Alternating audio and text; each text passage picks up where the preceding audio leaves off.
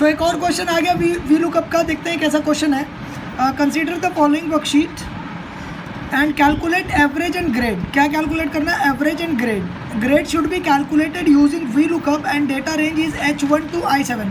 सी हमको पता है ये जो डेटा रेंज देगा हम लोग, हमारे लिए बहुत इंपॉर्टेंट है। इसके बेसिस पर आंसर लिखना है। प्रीवियस क्वेश्चन में हम लोगों ने देखा था वी लुकअप का यूज़ करके। सी फाइंड आउट क्या करना है? एवरेज और ग्रेड। सी यहाँ पर देखिए H में एवरेज दिया हुआ है 0 है तो ग्रेड C, एवरेज 35 है तो ग्रेड B, एवरेज 45 है तो ग्रेड B प्लस, एवरेज 60 है तो A प्लस, एवरेज 75 है तो A प्लस, एवरेज 90 है तो A प्लस प्लस, राइट। इसके बेसिस पर हम लोगों को फाइंड आउट करना है एवरेज। पहले एवरेज फाइंड करेंगे, उसके बेसिस पर हम लोग क्या फाइंड करेंगे? एवरेज के बेसिस पर ग्रेड। सो सबसे पहले मैं फाइंड करूँगा एवरेज। देखिए कैसा आएगा इसका answer. To find average, see यहाँ फाइंड आउट करना है मुझे average. So I will write select cell E2 next enter the formula as. Third step पे मेरा फॉर्मूला आएगा and formula is equal to V lookup लिखूंगा मैं, क्योंकि वी लुकअप से फाइंड आउट करने बोला। Bracket open, I am extremely sorry, average find out करना हम लोगों को पहले। सो ये वी लुकअप नहीं आएगा क्योंकि एवरेज फाइंड आउट करने के बाद एवरेज के बेसिस पर ग्रेड लेना, राइट। एवरेज अगर 35, एवरेज हम लोगों को दिया हुआ नहीं है।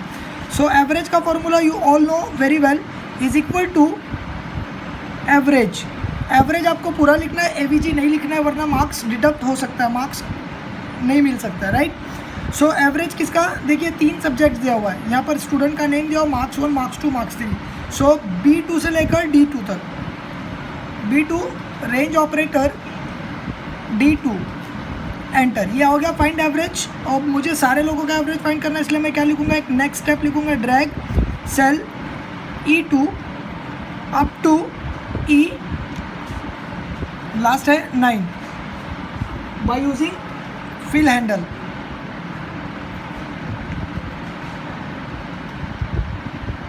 ठीक है, ये फाइंड आउट हो गया एवरेज। नाउ मैं क्या फाइंड आउट करूंगा? ग्रेड। टू फाइंड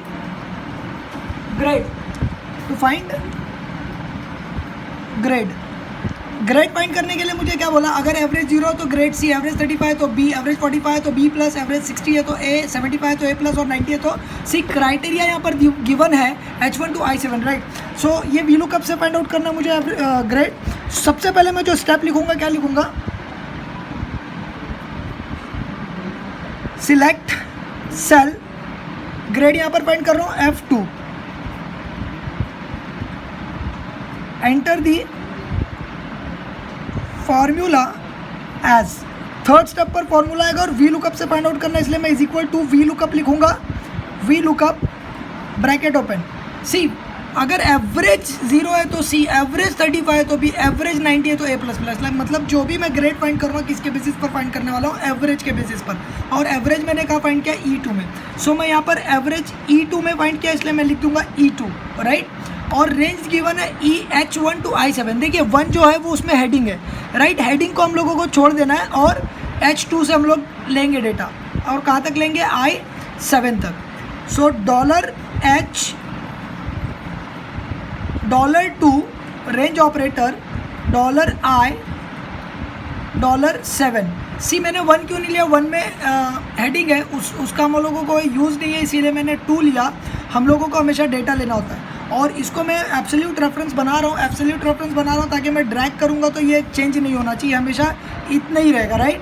और देखिए मुझे आंसर कहाँ प्रिंट करना है? क्या प्रिंट करना है? ग्रेड। सो अगर मैं यहाँ पर देखूँगा तो 2 कॉलम्स है, एक एवरेज के लिए 1 और ग्रेड 2, और ग्रेड का पर गिवन है 2 में, इसीलिए मैं क्या लिखूँगा? 2 ब्रैकेट ओपन एंटर। और फोर्थ स्टेप पे मैं लिखूँगा drag cell F2 up to F9 by using fill handle. और एट द एंड मुझे क्या लिखना होगा?